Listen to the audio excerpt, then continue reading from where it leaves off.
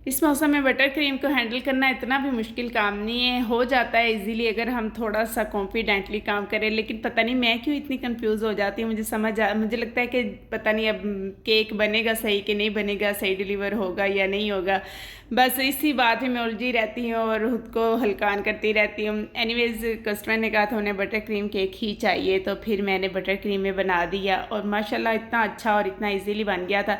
लेकिन ये सोच सोच के परेशान हो रही थी, पता नहीं बटर क्रीम मेल्ट तो नहीं हो जाएगी, सही से डिलीवर होगा या नहीं होगा, क्या होगा, कैसे होगा। ये मेरे रेगुलर क्लाइंट की तरफ से ही था और इनकी तरफ से जब भी मुझे ऑर्डर मिला अर्जेंट ही मिलता है। मतलब एक दिन पहले ये मुझे कहते हैं कि उन्हें केक चाहिए, तो फिर मैं बना देती हूँ क्योंकि इनकी फैमिली में मेरे बने हुए केक जा चुके हैं और उन्हें ये मेरा चॉकलेट फज केक बहुत ज़्यादा पसंद है।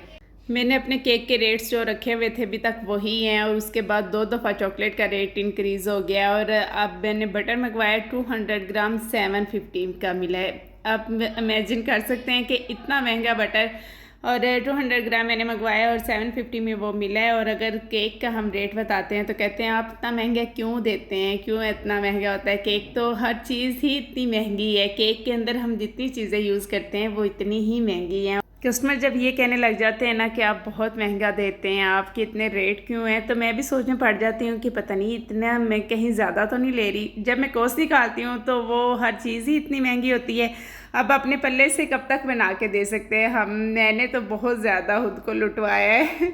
अब तक मेरा यही सीन चल रहा है कि मैं पल्ले से ही बना के दे देती हूँ। लेकिन अब मैंने जो थोड़ा सा मार्जिन रखा हुआ है अब फिर मैं उस पर कंप्रोमाइज़ नहीं करती। अगर बहुत ज़्यादा कस्टमर रेट कम करवाने की कोशिश करते हैं तो मैं छोड़ देती हूँ। मैं कहती हूँ नहीं इतने में हो ही नहीं सकता, मैं क्यों खुद को हल्कान करती हूँ।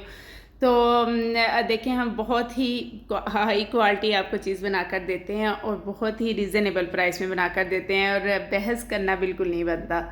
ये वाले जो मेरे क्लाइंट है ये मेरे अर्ली क्लाइंट्स में से हैं जिन्होंने स्टार्ट में मुझसे केक बनाया था और इनको मैं स्पेशल डिस्काउंट खुद ही दे देती हूँ, इनके साथ ज़्यादा बहस नहीं करती हूँ। लेकिन इसके अलावा अगर कोई मुझे केक का कहता है ना तो अगर तो वो मेरी समझ में आ रहा है और मुझे लग रहा है कि इसमें से मैं 200-400 बचा सकती हूँ तो ही मैं एक्सेप्ट करती हूँ।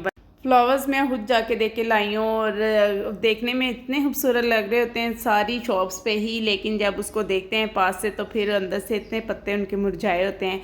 और देख देख के चुन चुन के मैंने ये निकाले हैं अंदर से 2-4 जो मुझे सुथरे लगे हैं। तो फिर रेट भी उनके इतने हाई लेवल के हैं कि शायद उन्होंने एसी चलाया होता है अपनी शॉप्स के अंदर तो उन्होंने उसका भी तो निकालना होता है।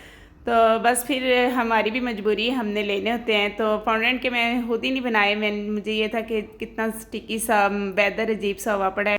कस्टमर ने जो रेफरेंस पिक्चर मेरे साथ शेयर की थी उसके अकॉर्डिंग ही मैंने बना दिया था। आप लोगों को ये केक कैसा लगा मुझे ज़रूर बताइएगा। और ये थी इस केक की फ़ाइनल लुक जो कि बहुत ही खूबसूरत बन गया था। और मैं जो कि इतनी कंफ्यूज थी कि पता नहीं बटर क्रीम को हैंडल कर सकूँगी या नहीं, तो लेकिन देखें कितना अच्छा सा केक रेडी है। और मैंने उनसे कहा था इसी राइड पे आप खुद लेके जाएंगे तो वो खुद ही आके ले गए थे।